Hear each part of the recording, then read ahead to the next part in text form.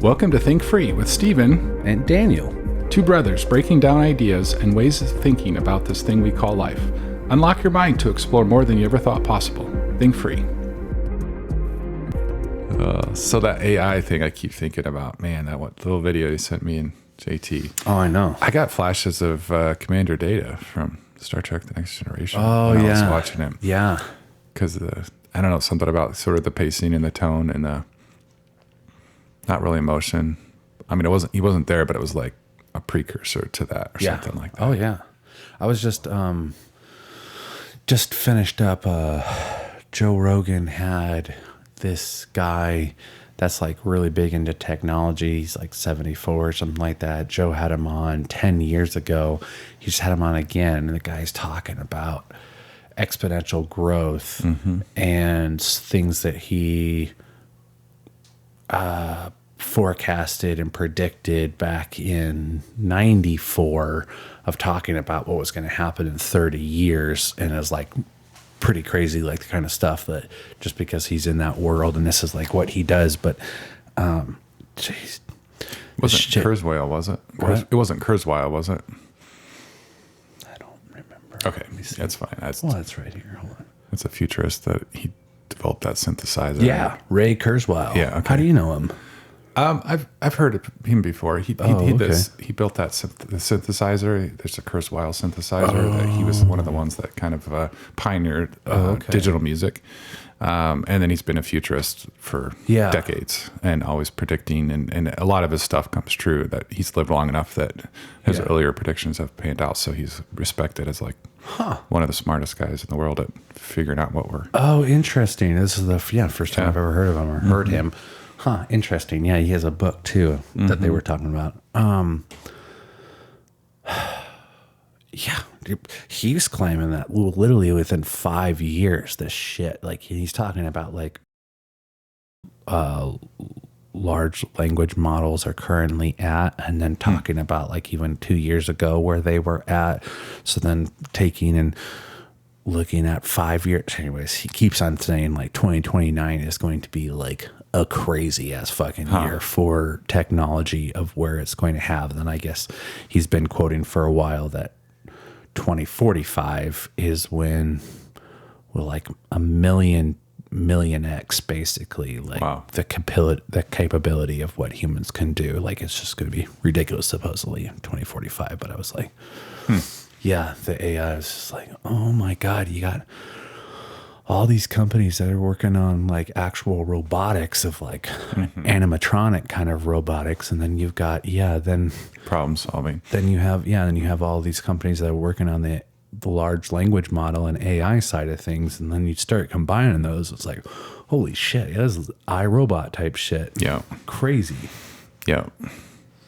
Yeah. I know it feels like we're at that almost to that fork in the road between iRobot, and then there's this other one that was I can't remember what the name of it was now. Another movie about futuristic humanoid robots that were more helpers. Commander Data. There's like this sort of path of where they become assistants and servants, and we live in harmony with them. Versus, of course, the Terminator T-1000. They become our overlords. Matrix. Yeah. There's almost like two separate ways the future could unfold,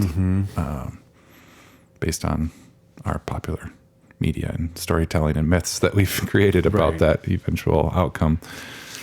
Yeah, so fascinating to think we might get a glimpse of where that's headed in our lifetime, or maybe it'll start out as one and become the other at some other point. Yeah, and they were like just talking about like it's like going to be supposedly the greatest revolution, like the biggest changes that we've ever seen in our entire lifetime. Like it's crazier, 10x crazier than like the internet being introduced. Like even just to think like 5 years ago, like what we thought was possible or what we were able to do. I mean, even 2 years ago, ChatGPT, OpenAI, like their systems were just absolute dog shit. Like it's fascinating to me to think about what was happening from the time that the human asked the question to the time that the robot responded, because there was an obvious delay. much more of a delay than a human to human interaction would have been, which it's to be expected at this age. Yeah. But it's like, is it searching the web? Does it have a database it's combing through? Is this just an algorithm going off that's trying to fill in these blanks? Like, I want to peer behind the curtain a little. Not that I would probably even understand it if I could see what's happening, but it's fascinating to think what will make it more human is shrinking, obviously, that time. Yeah. And coming up with more and more accurate or more human-like responses, which those all were fairly human-like. But they are also probably just, correct me if I'm wrong, recorded. It was probably, it was probably all scripted, for sure. Scripted words. Yeah. So then it's coming up with a way to manufacture sounds that aren't pre-recorded words. Right. Which might be another step. Well, yeah, and he was like even talking like just the leaps that it's done, talking about the COVID vaccine, the mRNA portion of that.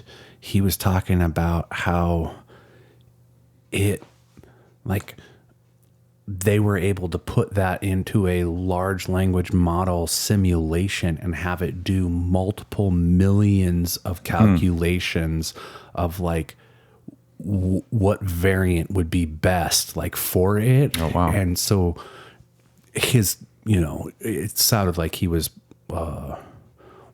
anti-vax at all, but he was like, from his point was like, that's why it was basically, he didn't say this, but how it got approved and created so much quicker than things have in the past, because it was able to do something that took us years before. It was able to do it in days or hours. And then they were able to then go to human trials to be able to go with that, because they'd already done like literally he said millions and millions of these simulations to see what not only was the best one to like attack it, but like also like what one doesn't have reverse or bad, what's the word I'm thinking of? Adverse. Thank you. Adverse reactions to other things or other people or whatnot. It was just like, so then he's like just talking about like, so what we have today, 5 years from now, that's going to be, we've talked about that too, like how much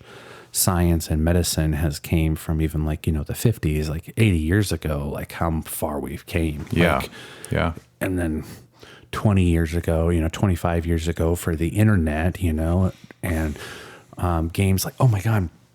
Yeah. And Joe was showing this video of AI where you just go in and type into it and it creates an entire, basically like digital video of that happening. Like, oh, I want to see Japan, Tokyo in the wintertime with snowflakes coming down and people bustling in the streets. And then it literally created that entire CG experience that had people moving and they all had masks on and moving.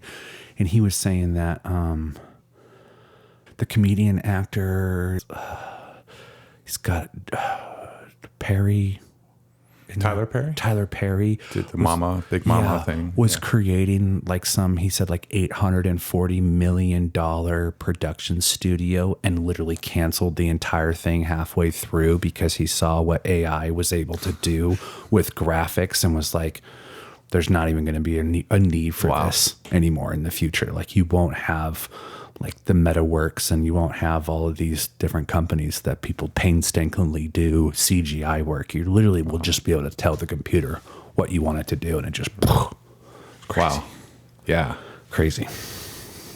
I'm still puzzled at the safeguards that AI is following right now, which I don't know.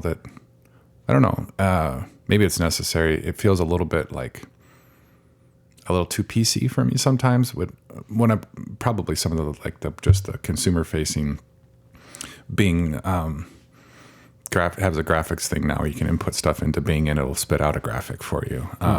Not like necessarily full motion, but you can just like a cat experiencing a sunrise on Mars or something random like that. And so I put in Joe Biden and Donald Trump hugging, just trying to think of some absurd thing that you wouldn't really see in real life. And I got all these warnings about, you can't, it's real life people and you can't disparage. And I'm like, I'm not asking you to show me with Donald Trump with 17 knives in his chest like that. I just wanted to pick an image that I thought would be a fun representation of what we want in the world. But because it was Trump and Biden, and I don't know, maybe hugging was sexual or something, it just, I got this red warning banner, and it was basically like, if you keep going down this path, we're going to block you forever. And then I notice on a lot of the TikTok videos where it's AI generated closed captioning or what is it called? But subtitles. Even though maybe the creator put his own subtitles, then the AI puts subtitles on top of it. So many of the words that it won't spell out, it'll either substitute or it'll put asterisks or stuff like that, like death or I don't know, suicide. I guess you could kind of understand bomb, the word gun, just words that you just don't. It's not swear words in this conventional sense or dirty words. It's just words that might be offensive to somebody struggling with mental health, or, it seems like a very, I don't know, not helpful, too cautious way of trying to protect us, but it diminishes the caliber of the, it's like trying to sense, too sensory to me. And it feels like if that's where we're headed, like, what are we losing? Almost like a comedian complaining that they can't make jokes anymore about a certain topic because it's off limits or something. It seems like we've gotten really far into that world, and maybe that's just on social media and these AI generative videos. But a part of me feels like we're doing this too cautiously, and maybe I'm not seeing the full picture. At least for the consumer. I take all of that and I see two. One, the first example seems different to me than the second example. Okay. Like, I immediately think less about it being inappropriate or being sexual and more of being like fake news, false information. Like you posting deep kind of stuff. Deep fake kind of stuff about it. Like, that's how I took it right away. Okay. I didn't think of that, but that's a good point. Yeah, and that would be, because that's like in Vermont or something like that. Somebody did that. They deep faked Joe Biden's voice and had robocalls. I heard about that. For that. So like, it's like the big fear is that this whole election cycle is going to be not just like misinformation of like memes, but like literally it looked like indiscernible from the actual truth from it. He was telling people not to go vote in the primaries. To go vote, wait until the general election or something. Yeah. But the second one, I think for me, it seems obvious that it's all around advertising. And which you then look at Twitter, X, which Elon said, go fuck yourselves to the people. Did you see him do that? A whole bunch of the advertisers were like, you can't, you gotta have more moderation on X, because he got rid of 2/3 of the entire staff. You try to go get a public comment and you just get back a poop emoji from Twitter now if you go and try and get to their PR firm. So they don't have a PR firm. They don't have anybody banning anybody or kicking really much of any material off. Did you hear about that whole scandal with Taylor Swift nude? The AI started generating a whole bunch of nude AI images of Taylor Swift and posting it all over there. And so it took like 24 hours for them to finally not allow you to search for Taylor Swift nude or Taylor Swift photos, like things that just wouldn't pull up anything for it. They weren't taking down those pictures. You just couldn't search for them. Okay. And so there was one scandal that happened, and a whole bunch of these advertisers a couple of them were pausing how much money that they were sending Twitter and how much they were advertising, and saying that he needed to pull back the reins and start controlling this a little bit. And he was on some stage at some conference and said, these advertisers are trying to blackmail me. He said, go fuck yourself. He said it 3 times. He's like, you want to try to blackmail me? Go fuck yourself. Wow. So like there's porn all over Twitter, like just like hardcore, like just porn. You can just like pull up now, like just totally on there, like Yikes. people doing it. And there's no guardrails like really at all that are on there. So anyways, long story short, that's where I see that stuff like on social media. It's because their whole basis for them getting money is all around advertising and more viewership. And so if it comes across as offensive, yeah, it's just like, I mean, fucking, oh my God. Kid Rock was on Joe Rogan, and remember he was shooting up with machine guns the Bud Light cans after they had that trans guy on that advertisement. Yeah. And they walked it so far back. They invited him out to their place. They met with him. Like they tried to do a deal with him, like all of this stuff. Because they found out very quickly, in Target with all of their LGBT stuff that they had for their clothes that they put right up at the front, they had to walk a whole bunch of stuff back. So it's like, I think it's just because about consumerism and capitalism and advertising more than really caring about like what people, Yeah.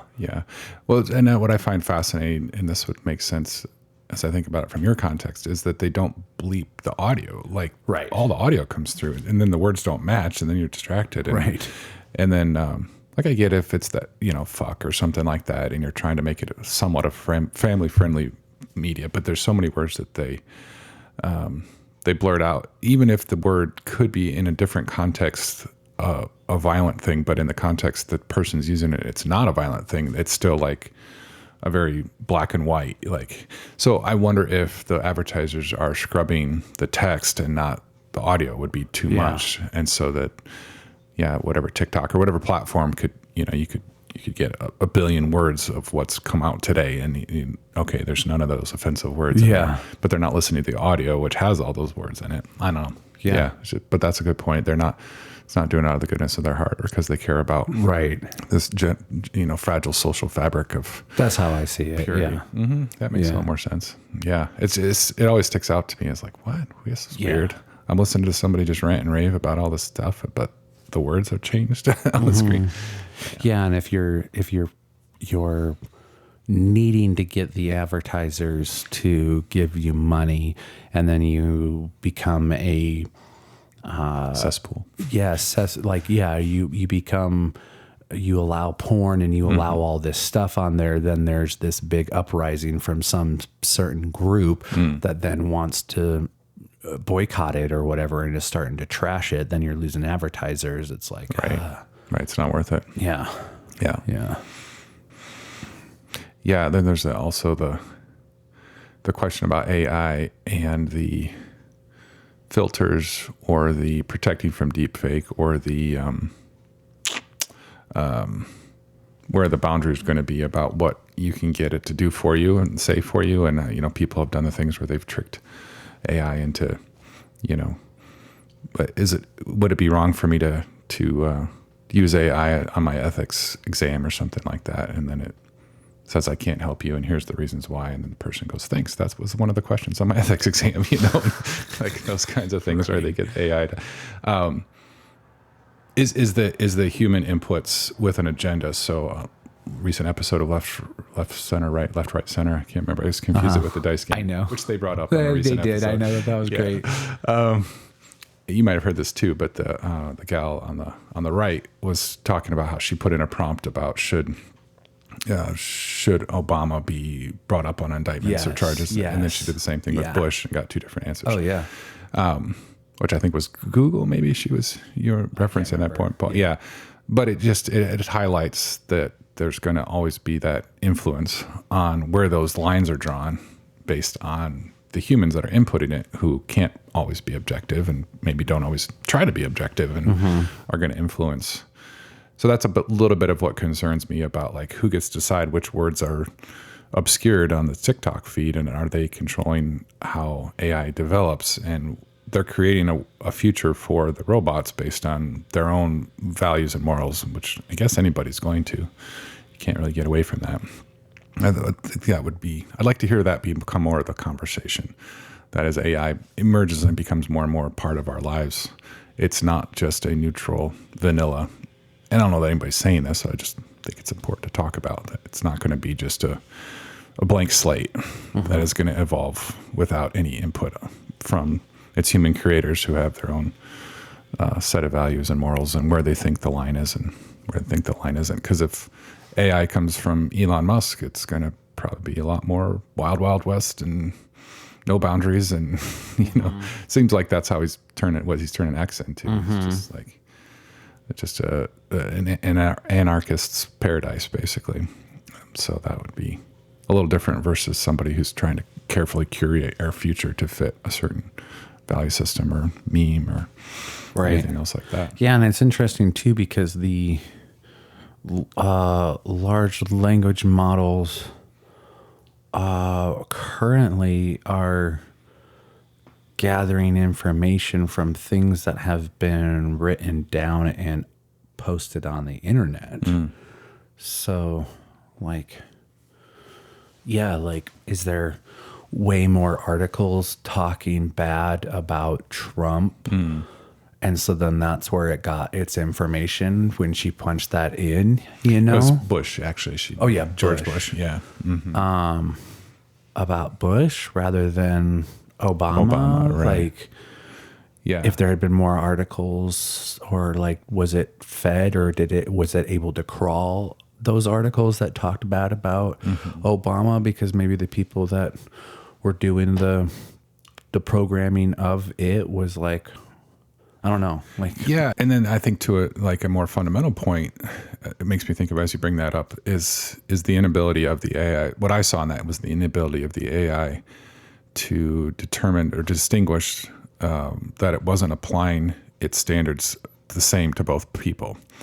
It was for sure. No, I'm agreeing with you on that, right, and I'm right. saying how did it come to that? How did it come to that spot? Yeah, because if it's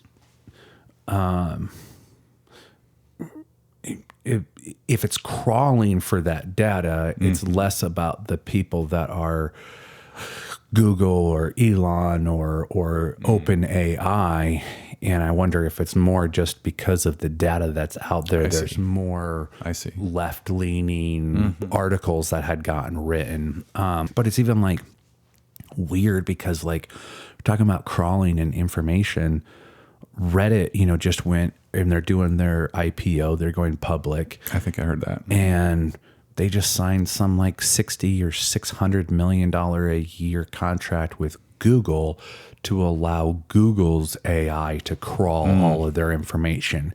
Because a year or two ago, I don't remember if you remember, but there was big strikes and the moderators shut down a whole bunch of the Reddit threads because Reddit changed, their CEO changed their program and weren't allowing companies to use their API unless they paid literally $16,000 a month or something really expensive to be able to use this. And it was all because he was starting to see that companies like OpenAI were just crawling and grabbing all of their information and they weren't getting any money for it.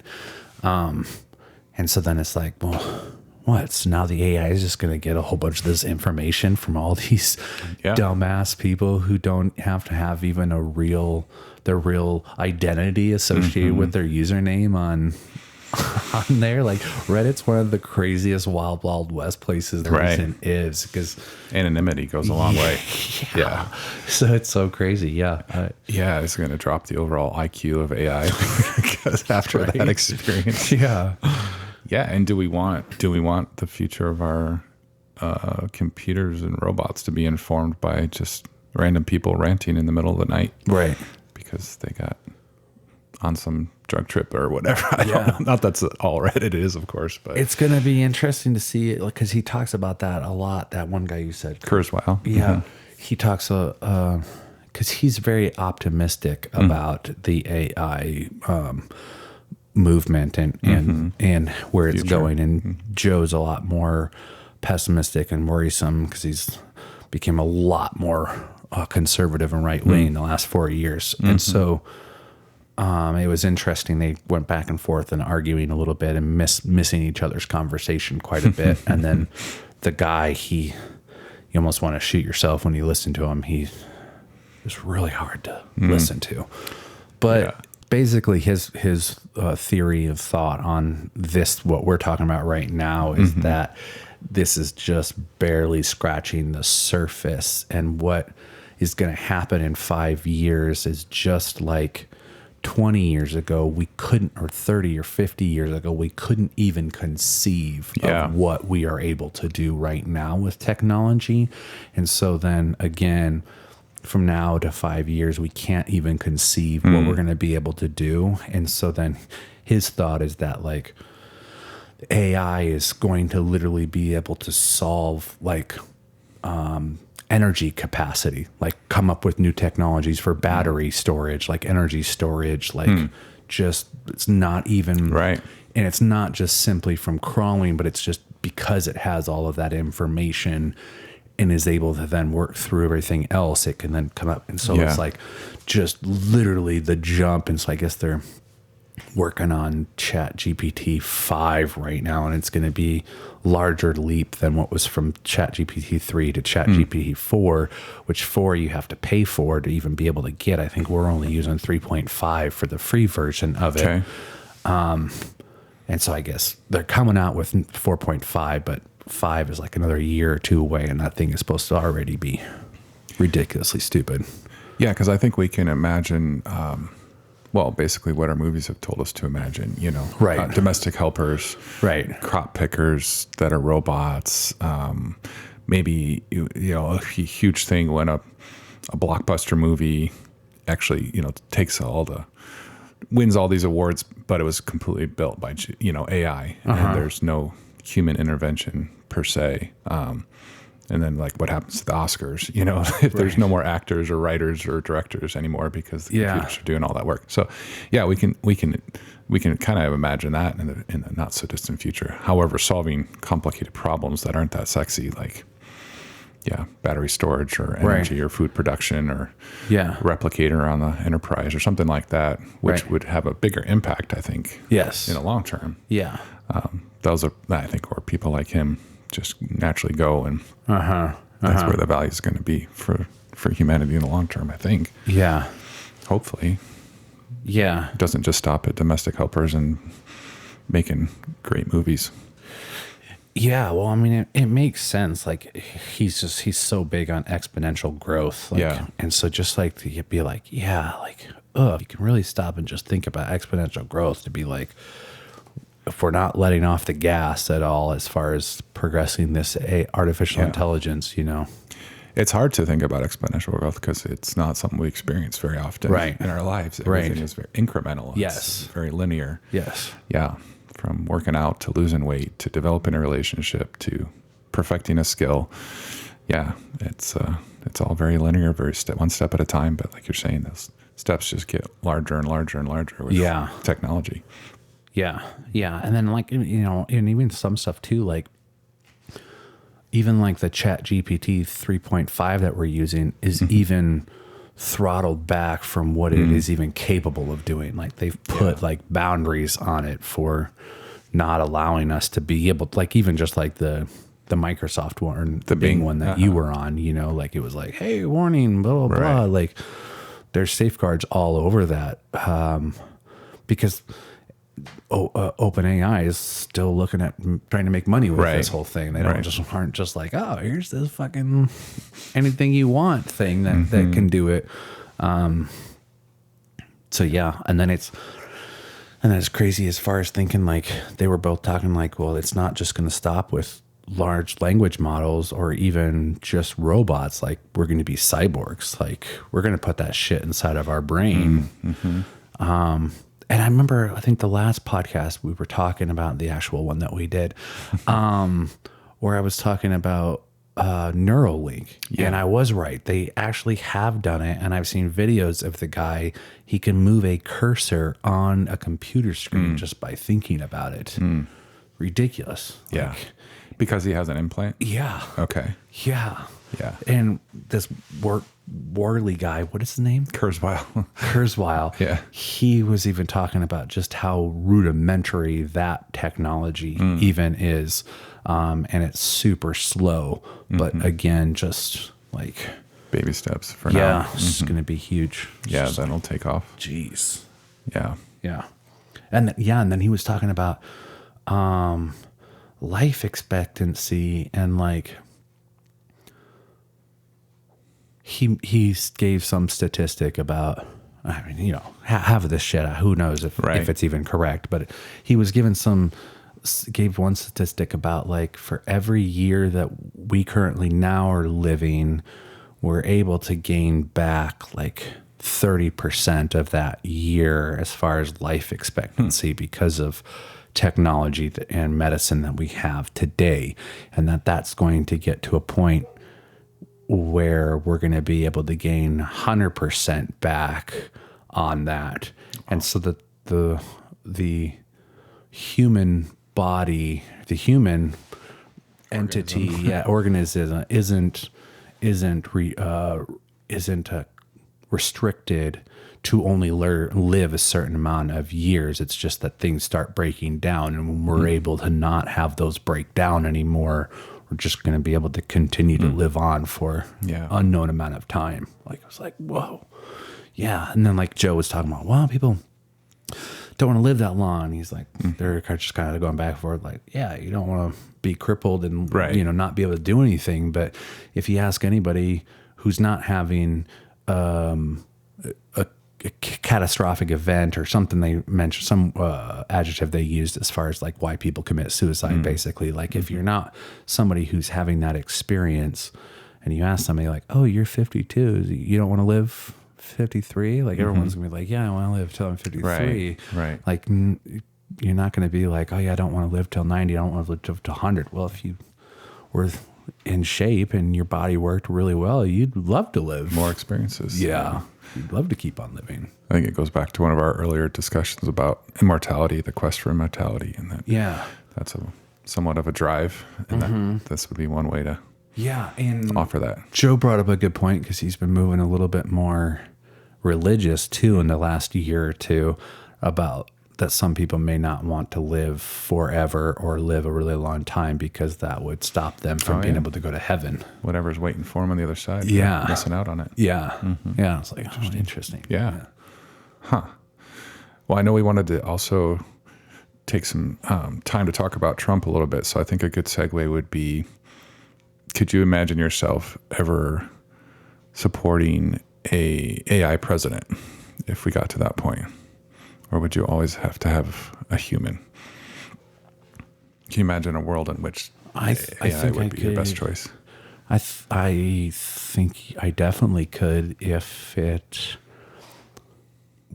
one, couldn't be hacked, and two, like the Pegasus program, they just need to know your phone number. They don't even need to send you a text message right now, and they can get all of your information and access your camera.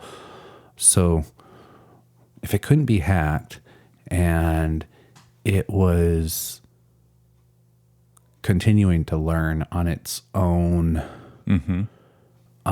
without having to be fed information from a certain group. Okay. I think it absolutely. Those would be the kind of the criteria. Yeah. Fully autonomous and independent. As far as not needing to be fed information from a group with an agenda. Well, maybe with the only agenda, the continued existence of humankind. Okay. And Prime directive. like iRobot, you have to have kind of some rules that are set in place. Right. Which is, I think, what we tell ourselves, or we agree with humans that currently run for leadership roles. They're saying what their priorities are and what they're wanting to do.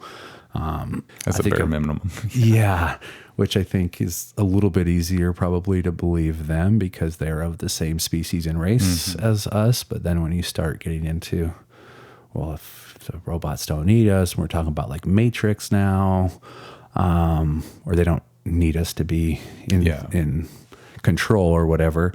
I think that could be dangerous, but I think there could be a lot of good coming from an AI president that had some guardrails. But again, I think whoever's creating that is gonna gets be to decide where influenced those and gets a little guardrails are. muddy. Yeah, I know. What about you? Yeah, I think from what I can understand at this point, what I can obviously predict or expect in a context similar to the way at least the U.S. is intended to run, with balance of power and checks and balances and some limitation to the executive branch, I could see that being an exciting option to have a president that's an AI. I don't think I can see myself in my lifetime being okay with it, like a dictator or all power ceded to the emperor sort of a thing. That was AI, and maybe someday humanity will be comfortable with that. I'm not saying it's impossible. It's just I think that's as much of a stretching as I could do in the rest of my lifetime would be to just give a limited amount of power to one branch of the government.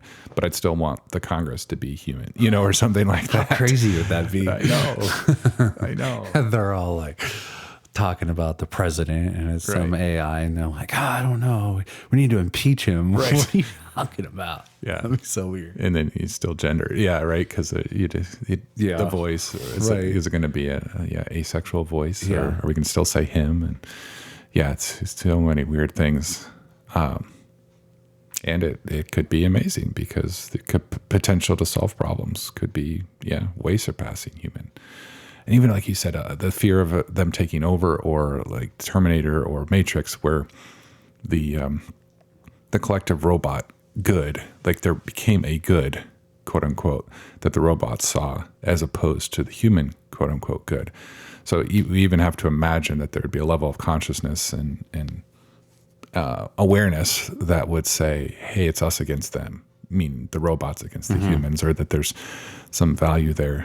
Well, I think you could even go simpler of just saying, even if it was programmed to do the best for mankind, well, mankind always fights with itself. So if we just eliminate, then that's the most loving and peaceful thing to do, because there will be no pain or suffering anymore. Right. Well, eliminate human suffering by eliminating humans. Yep. Because they're the primary cause of suffering. Exactly. Yeah. I mean, we're the top of the food chain, so we are kind of our own source of of suffering. So, I think the idea of it is, I think it's almost like we've kind of talked about before. We're like, we need to progress as humans past any of the isms for like the government. Right. You almost would need to get to a different state, and then as a move or as a way to not allow corruption to get in and mess up what we already are all agreeing and subscribing to. I think then maybe AI could be helpful as like a president or a leader in that type of a situation, but I don't see how you go from our current state to then having that, because like with different countries still at odds with each other and things like that, it seems it would be very hard. Premature, maybe. Yeah. Like we'd almost have to get to a different spot and then be like, okay, so that we don't go backwards. But and it might even be a mix of it. Like maybe it's some cyborg, some human consciousness that gets put into robots or something like that. That is a hybrid version. Yeah, kind of the best version possible of or a human with an implant that augments the human capacity. So a human that has access to all the resources, all the infinite data that's out there and can access it with AI precision when a problem arises, but it still has a human consciousness. Because I think a lot of the issues that arise, especially between different countries, comes from a lack of something. So that country or, you know, I mean, even a thief here in the United States who goes and robs somebody's house, like they don't have something. Yeah. And so if we got to a spot as an entire human existence that we aren't lacking anything. Right. And so if we're able to solve that and resolve not having or having everything that we actually need, it seems like a lot of that would change. That was kind of Gene Roddenberry's vision of the future, right? Was that we'd solved a lot of those problems by the time Star Trek comes around. Yes. Yeah. Yeah. Yeah. Yeah. Yes. It's a noble goal, I think. Well, since we're not there yet, and we have the people apparently running for office that we have running for office,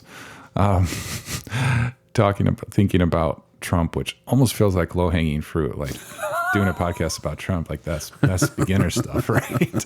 Right. And I don't know that we could say anything that hasn't been said somewhere else. And it is just kind of fun to try to pick apart the enigma of the Trump effect and why he's running again, how he's running again, like what people want out of another Trump presidency, the somewhat unprecedented nature of it in our era. I'm pretty sure in the past, I don't know exactly which one, but there has been another president that had a gap and then came back and served again. I don't say it's like Taft or Johnson or one of those guys. Anyway, it's a little unprecedented for most of our lifetime that somebody serves and then doesn't serve and then comes back again. So we're in a kind of a weird time where like, I don't know if you saw the Daily Show. The Daily Show? Yeah, the Daily Show. So Jon Stewart, there we go. Jon Stewart's back on the Daily Show. He did a bit, you may have seen it or heard it, where he said that, you know, we have two septuagenarians running for office, two old guys that are 74 and 75, and he said they're the two oldest guys that have ever run for president, and they eclipsed the record by 4 years that they set themselves 4 years ago of being the oldest guys. And how are these the two people that we have to?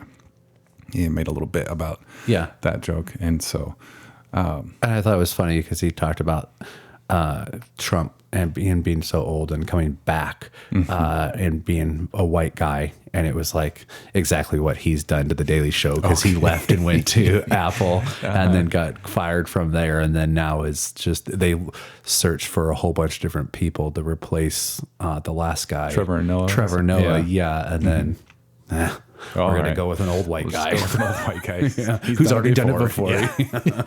I didn't catch that he did that. That's great. Poking fun at himself in the midst of it all. Yeah. Just kind of recognizing that it's kind of the same thing. Yeah. So then obviously there's all the questions about what is it about our human nature? Like we all say we want something new. We want a fresh voice. We want new. So is it too simplistic to say, because you study a lot more of these political things that I do, you're a lot more up on it. I think we've discussed that at length. Is it too simple to say that the Trump effect is mostly just redemption for the voters, that they want their guy lost and it was stolen from him in 2020, and this is their chance to prove that he should have been in there this whole time? Is there an appeal that Trump still brings? What do you think? What the MAGA rage, the MAGA cause, is there anything new about it? Is it still the same thing it was from 2016? The people that are all in 110% on Trump still. Yeah. It seems so. A couple parts to that question. It seems from most the experiences that I've seen of both interviewing people.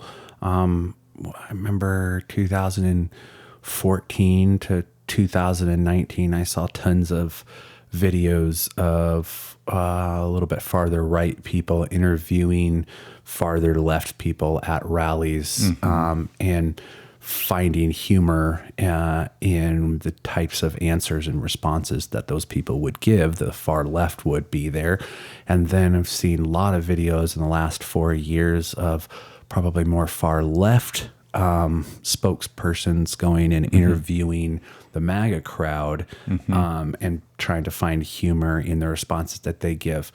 It seems from anybody that I've seen in those videos, or podcasters, or late night talk show hosts, or anybody talking about this, that it seems like there's a large percentage of the country that votes blue every single time, and another group that just votes red every single time.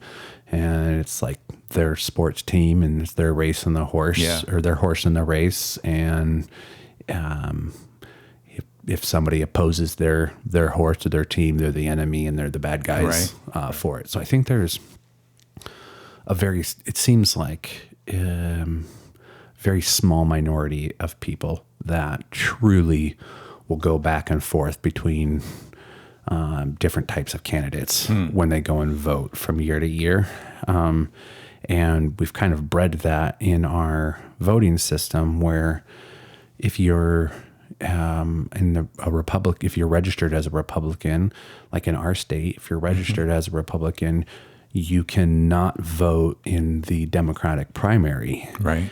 You also, if you are a unaffiliated voter, cannot vote in either of those two primaries. Okay. So if you go, okay, I don't really align myself with the Republicans right now, I don't really align myself with the Democrats, and you're like, okay, yeah, I don't want to get all this mail from the Democrats. Yeah, I don't want to go whatever, and you become unaffiliated, you literally have no voice until the actual general election in November. Right. So There's an incentive if you want to participate to pick one or the other. Yeah, to pick one or the other. Yeah. And then Trump, and so then I think Trump is pretty unequivocally the front runner and the main person for the Republican side. So then you go into a whole bunch of the other things of, well, are you just throwing away your vote if you're voting for somebody else, whether it's in the primary or the general election? So I think there's that portion. I think there's a lot of just, it's been bred, been taught, and been required to have people vote the way that they have voted in the past. And there seem to be a lot of people who really feel that Trump is the one that can really make a lot of things better for them and for the country. A lot of people that I've talked to or seen don't really feel that way about Biden, but they don't want to vote for Trump. So they're going to try to vote for the other person that's going to be able to keep him out of office. Right. So there's not people buying gold shoes because they want to support Biden, but there's tons of people that are buying gold shoes to support Trump for it. Right. Trump is the type of guy who knows what the people want to hear, and he goes off script all the time. So he almost never uses the teleprompters and can just BS among some of the best of them. And for the people that are on that side that he's trying to curate his conversations to and trying to get the support of, they're loving it. Yeah, I think to that point, I heard on that podcast that Trump is always 24/7 focus grouping what response he'll get. So he'll throw something out and gauge the response and then decide how often he wants to keep saying that, whether it's calling him Crooked Joe or some policy or complaining about the border. And if people respond in a way that he finds favorable, he'll do more and more of it. Yeah. If they don't get much response, he'll move on to something else. Exactly. Yeah. And it's like, like the narrative starts going out that, especially remember like during COVID that Biden was in the basement or he was like not really alive and that there was a body double. And then it started getting pushed out that Obama was actually running the show, but Biden was just the face of it. So then Trump makes all these gaffes all the time about saying, oh yeah, we beat Obama. And he's like, people are like, oh, he's losing his memory and he's losing his ability to know who he's talking about. He didn't actually beat Obama. And then he's like, no, I'm saying that to make fun of it because, and he's doing that just like that with the focus groups because he knows there's a lot of people that do actually feel that Obama is pulling the strings and Biden's not actually in charge or being able to make the decisions. And so Trump's just like, whether Trump believes it or not, he's just like, yeah, this is going to get people riled up. Gets a little wink, wink, nod, nod. Yeah. For more people. Yeah. And so it sounds like you're saying there aren't too many people that are strongly pro-Biden. They're mostly just strongly anti-Trump. Is that based kind of what you've seen anecdotally? I mean, obviously we can't speak for the whole country, but Yeah, for sure. I get that sense from a lot of the day-to-day voters that they're in that position. I think some of like the analysts or pundits or news anchors or talk show hosts or something like that, some of them or some of the senators proclaim that and do show a lot of support and want to point towards a lot of good things that Biden has done. And so there is some of that and some of those people. And again, it's anecdotal and it's a small subset, and I'm not a professional in this industry, but it definitely, you're not having people buy merchandise that talk about Biden, like just the normal everyday folk of us, like us that are going out and buying that. Yeah, he doesn't. His attractiveness isn't his charisma or his celebrity magnetism. It's just that he's not Trump. Right. Yes. He can apparently do the job, and he's not Trump. Yeah. To me, I get the feel that he represents a little bit more of the status quo. Things are working. If it isn't broke, the economy, like we said earlier, is doing great by a lot of measures, a lot of metrics. You can point to a few where it's not. It seems like all Trumpers can point to is gas prices, as if that's the reason to impeach Biden now, get him out of there. Because I remember when gas prices were $1.97. That seems to be the biggest criticism I can, and for people who study more, I'm sure there's additional. However, overall, there isn't a lot that we can point to. Yeah, and historically, the metrics and numbers that most economists have used outside of political basis just over the last 30, 40, 50, 60 years, almost every single metric is showing that the economy is just doing pretty good, booming. Yeah. So you either say, I like where things are at and the status quo is doing decent. Of course, there's always room for improvement. So Biden is an obvious choice. And then Trump, more or less to me, represents a disruptor again. And if you think that there's a lot of fixing to be done, there's a lot of work, I need to get back to when things were better for me, then Trump maybe represents that Tasmanian devil, that agent of chaos that's going to come in and shake things up and clean the swamp and whatever rhetoric he's decided to start using this week. I don't know what it is based on the focus groups. It seems like that's kind of the choice that America faces in a very, reductionistic.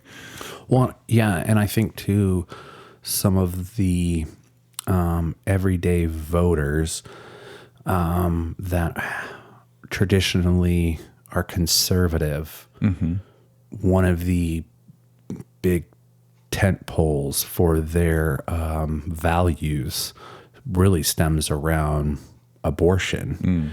And so the fact that Trump put in 3 justices to the Supreme Court, he gets a lot of credit from that side for turning over Roe versus Wade. Yeah. And so that's a big win for the MAGA group, because without Trump there, those people wouldn't have gotten put in that position. They wouldn't have voted the way they did, and it wouldn't have gotten overturned. So that's something that is a huge metric for MAGA people to be able to dictate whether Trump did a good job or he didn't do a good job, if he's good for the country or he's not, because it fulfilled their morals and their values for it. And so then I think on the other side, again, why they don't have to, somebody on the left doesn't have to love Biden is because they're like, well, gosh, look, the MAGA group took away abortion, restricting women's rights, women's health. Yeah. Then you have the IVF issue in Alabama. And so it kind of goes down those party lines. And so I think you have people that do not have those same values that are on the left that then are just thinking, oh my gosh, what else will get changed because of what Trump does if he gets in. So then it's just, we got to vote for somebody else. Got to keep him out at all costs. Yeah. So there was some other interesting candidates in the primaries for the Republican Party that didn't last very long. Most have dropped out now, if not all of them. Are those candidates didn't get a good look, in my opinion, because kind of back to what you said originally, party politics, we got to put the person out there we think that has the best chance of beating the other party, not necessarily who we think is going to do the best job for our country. Is that maybe a good explanation for why a lot of these other potential viable candidates on the Republican side never really had a fighting chance, because Trump was the clear, predetermined best chance to get Republicans back in the White House? I would say partly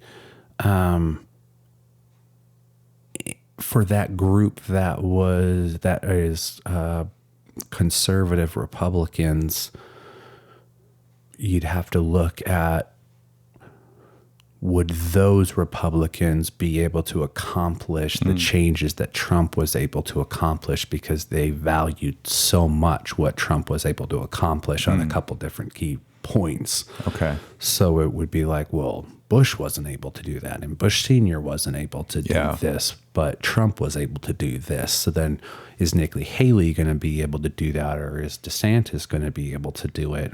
Right. So I think that partly and this is another major part. The effectiveness of them getting their policies. Yeah, they kind of already know what Trump's about and what he's capable of doing, and which is what freaks people on the other side out. Right. Yeah. Because they're not all for Biden, but it's just, we don't want those values to be changed. And so the best way to do that is to be voting blue, and just like we've always done, or whatever for it. So it sounds like you're saying that this coming election is the most important election in our lifetime. I think a lot of people will think that. Yes. And I'm saying that because that's what I've heard at every election my entire life. Yeah. Yes. Yeah, like if you strongly have convictions and feelings that people should not be having an abortion, then you would probably agree that the 2016 was the most important election to ever. At the same time, if you felt like women's medical rights and women's body rights and women's rights were one of the most important things that somebody could have, then you would also say that 2016 was the most pivotal and important for it. So it's probably going to be hindsight of what happens. Yeah, it's definitely better. Seems more truthful to make that determination after the fact, after we've actually seen the results. It seems a little silly to me to project that this is going to be the most important election of our lifetime. Because I think a majority of people would agree that 2016 election was more pivotal than the 12 or 8 or you know what I mean, like those ones. What changed? How our lives are different. I mean, Roe versus Wade. I mean, and that's a huge one because it's so pretty politically divided down the political, aisle, as far as people's views on abortion for that. And so something other than just changing the actual structure of how our government works is probably one of the biggest changes that even could get changed. Yeah. Really.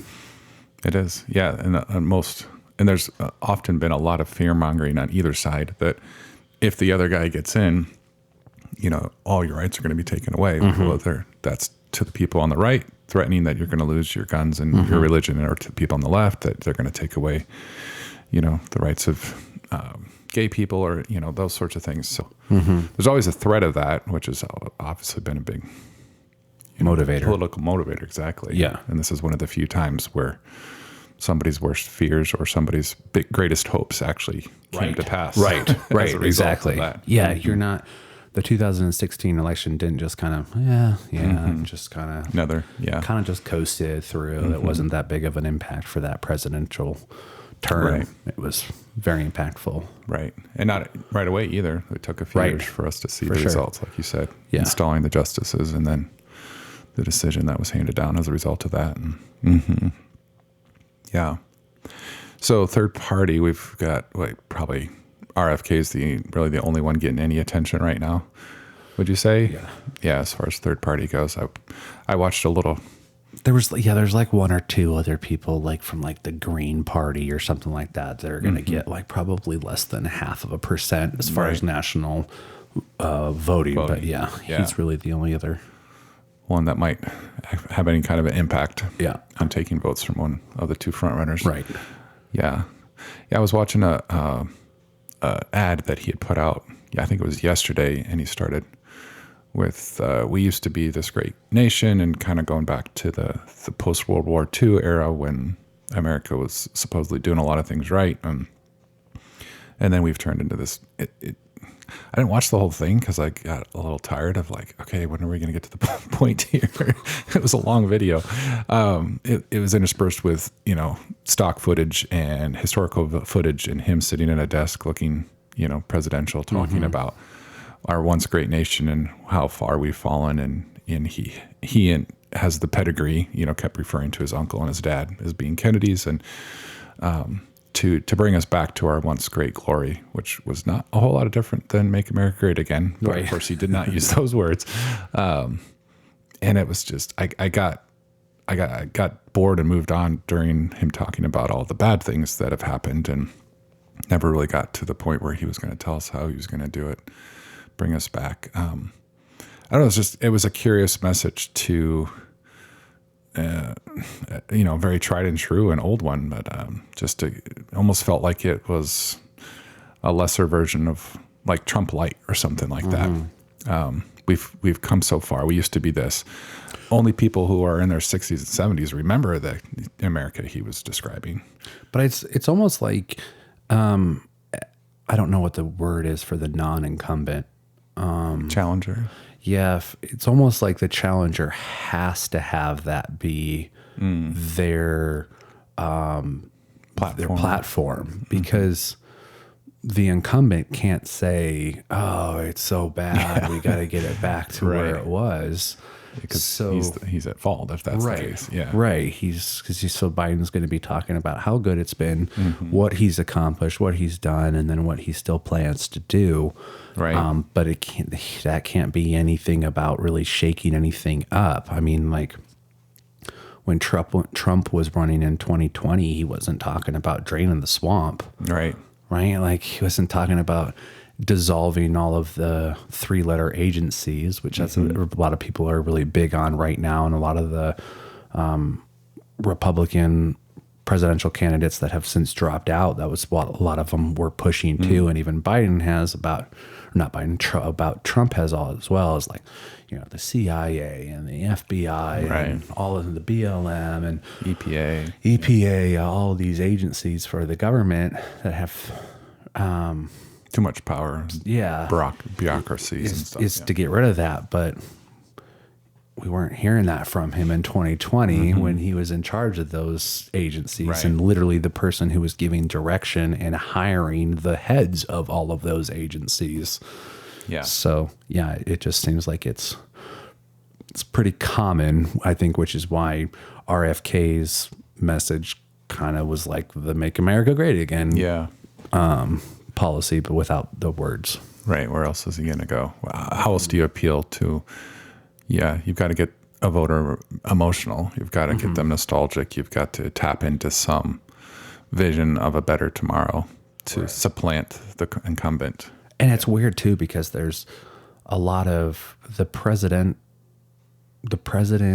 position is an interesting one, because they will try to say what they're going to do, but a lot of what they can do is limited by what Congress passes. Right. So it's almost like a senator or a representative has an easier and better is better able to communicate what they are promising they're supposedly going to do is passing this law. Yeah. Because they could be the one who actually could write it and submit it and bring it up, sponsor it and bring it up in the House or in Congress. So it's interesting. There's and then what we've seen too, even over the last both Trump's presidency and Biden's, about the power that the president does have is getting often challenged in court about if they're overstepping their bounds constantly for it. So it's like what Never ending. Yeah. What is not done and decided in Congress, they then try to take on themselves. So you can't get, if you don't, so Biden can't get Congress to pass a forgiveness bill of student debt. So then he's just like, oh, well, I'm going to look into this rule. This rule kind of says that I can do that. I'm going to just eliminate all the debt. And then people are like, well, wait a minute. So it's interesting to see like RFK in that ad talking about how bad it is and wanting to get back to the good old days, but not really having a lot of concrete things to be able to speak to the common voter of what he's going to do differently than Biden or Trump, because it's very complicated in how a president would actually get some of those things accomplished for it. Right. Make all the promises you want and have all the intentions you want doesn't mean you're going to be able to even do the things that you want to do. Right. Like there's how it's set up is there's a lot more, they have a lot more weight and ability to even like influence foreign policies more than like domestic policies, like somebody could run really heavily on, I'm going to be able to solve the Ukraine and Russian war. I'm going to be able to solve the problem in Gaza. I'm going to be able to get China to back off from Taiwan. Because having conversations and building relationships and doing commerce, trade, and things like that is within their power. They don't need Congress to sign off on that. To get tax cuts, I always find it's really interesting when they talk about like actually doing, like a presidential candidate is talking about passing some bill. I'm like always like, well, why do we even hire congressmen then? If the president is the one who's going to have the ability to negotiate, have conversations and meetings with these Congress people, it's not really a separation of power. Like if obviously closed door meetings, they're probably offering those Congress people some benefits for them to be able to vote. And then those people go out and whip votes from Congress as well. So it's just like always interesting. Like we should be hearing that more from congressional candidates than we do from presidential candidates. Like, it's interesting. It is. And you watch a Netflix show, House of Cards or something like that with Kevin Spacey, and obviously it's fiction, but certainly based on something. Right. Yeah, exactly. Yeah. So I need to wrap up here soon. One last thing I wanted to bring up about Trump. He's often called a narcissist, and it's a word I think that gets thrown around somewhat in our vernacular. There is an actual medical definition, a diagnostic definition of narcissist. I think it's called NPD, narcissistic personality disorder, something like that. And often we just use it for people that we consider a-holes, in our life. So what are your thoughts on that? Do you think that's a fair characterization? Do you think that's a little bit hyperbole? Do you think it's just like obvious and we need to just accept that if we vote for Trump or voting for a bona fide narcissist? Or any reflections on that?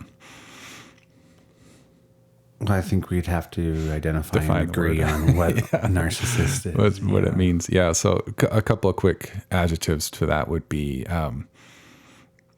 compared to the rest of us or people who aren't narcissists, I guess I've automatically excluded myself from that, and maybe I'm wrong. Compared to a non-narcissist, they would have an overinflated sense of themselves, an inability to ever admit that they made a mistake or were wrong or did something they could have done better. Would have to make every situation and every event somehow related to them or to get credit for it. just a complete inability to see the world through any lens other than their own. Hard time, if not impossible, to put themselves in other people's shoes, or to empathize, or to relate in any sort of a meaningful way to see, I see where you're coming from, or anything like that. So those aren't technical. I'm not reading off a page or anything like that. Just off the top of my head, those are some of the more conventional ways that that's defined.